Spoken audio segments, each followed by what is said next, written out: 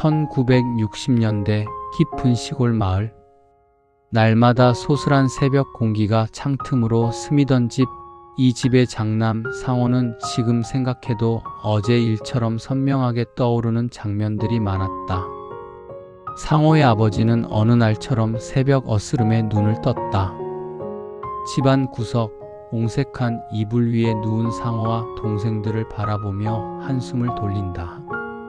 상호야, 일어나거라. 그때는 무뚝뚝하게만 느껴졌지만 아버지의 큰 손이 상호의 어깨에 닿을 땐 언제나 따뜻했다. 상호는 미적거림 없이 곧바로 몸을 일으켰다.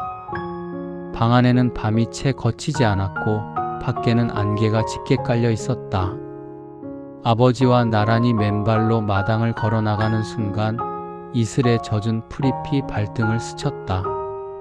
걷는 동안 말은 별로 없었다. 아버지가 내딛는 굳건한 발자국을 따라가는 것만으로도 상호는 든든함을 느끼곤 했다. 집에서는 어머니가 이미 아침 준비를 하고 계셨다. 혀끝이 얼얼할 만큼 구수한 된장국 냄새가 집안에 감돈다. 어머니는 땀을 훔치며 상호야, 밥 먹어라. 오늘도 한 끼 든든히 먹어야지. 조용히 말했다. 상호는 작은 밥상 앞에 가족들과 둘러앉았다. 김치와 멸치볶음, 그리고 어머니가 밤새 삶은 계란 한 알. 반찬이 많지 않아도 식구들의 젓가락 소리, 국물 후루룩 소리가 집을 가득 채웠다. 아버지는 묵묵히 밥만 드셨고 어머니는 아이들이 잘 먹는지 하나하나 살폈다. 둘째가 반찬 투정을 하자 상호는 슬쩍 자기 반찬을 동생 앞에 건넸다. 그런 작은 행동 하나에도 어머니는 입가에 잔잔한 미소를 지었다. 아침 식사가 끝난 뒤 상호는 책가방을 챙긴다. 교복 자락은 헤어졌고 신은 운동화는 실밥이 풀려 있었다. 하지만 친구들과 흙길을 걸으며 학교로 향할 때면 어떤 부러움도 창피함도 없었다. 친구 중 누군가는 마을 어귀까지 자전거에 3명씩 매달려 가기도 했고 누군가는 소 한 마리를 몰다 학교 앞에 메어두었다. 어쩌다 논두렁을 뛰다 넘어져서 옷이 흙탕물이 되어도 아이들은 그저 깔깔거리며 장난을 쳤다. 학교에 도착하면 선생님이 교실 문을 활짝 열어젖혔다. 오늘도 모두 힘내자. 이 한마디에 상호의 마음은 괜히 뿌듯해졌다. 상호는 교실 한쪽에 자리를 잡고 앉았다. 수업이 시작되면 칠판에 분필이 부딪히는 소리, 가끔 졸음에 겨워 손톱으로 책을 두드리는 친구의 모습이 그 시절만큼은 평화로웠다. 점심시간 집에서 싸온 도시락은 흰밥에 김치, 계란말이 몇 조각. 그래도 친구들과 반찬을 바꿔 먹으며 작은 행복을 느꼈다. 누구 도시락에 햄이라도 들어갔다 하면 서로 나눠 먹는 재미가 쏠쏠했다. 쉬는 시간에는 운동장을 뛰어다니고 구슬치기, 딱지치기, 고무줄놀이, 그 소박한 즐거움이 하루하루의 활력이 됐다. 수업이 끝나면 상호는 동생들과 집으로 달려갔다. 어머니는 이미 마당에서 감자를 다듬고 계셨다. 상호는 양동이를 들고 우물까지 뛰어가 물을 길어왔다. 동생들은 닭을 모으거나 마당에 떨어진 나뭇가지를 모아 장작을 쌓았다. 저녁 무렵에는 가족 모두가 마당에 둘러앉아 누구는 양파 껍질을 까고 누구는 콩을 고르고 누군가는 작은 부채질을 대신하며 일손을 보탰다. 아버지는 농사일 이야기를 잠시 꺼내셨고 어머니는 오늘 학교에선 무슨 일이 있었니? 조심스럽게 물어주기도 했다.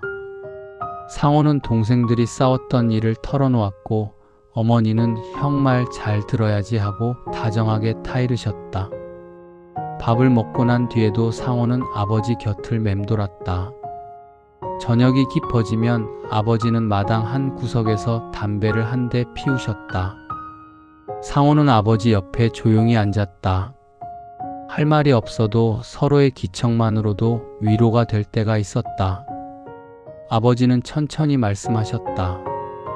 상호야, 세상엔 고생이 많단다. 내가 이 집에서 장남이라 책임도 무겁지. 그치만 힘들어도 꿋꿋이 견디면 반드시 끝은 오는 거야. 상호는 무게감 있게 고개를 끄덕였다. 아버지의 두툼한 손에는 세월의 무게와 가족에 대한 책임감이 담겨 있었다. 늦은 밤, 어머니는 아이들의 이불을 하나하나 덮어줬다.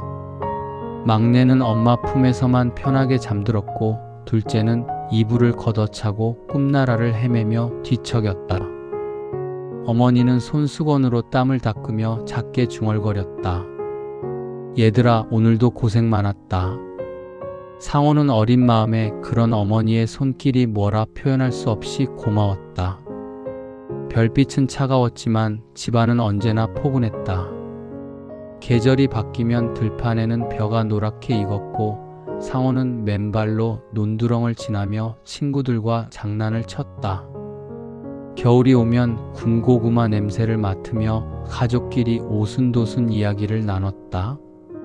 가끔은 내일이 걱정되어 엄마 아빠 얼굴이 어두워도 상호는 다짐했다.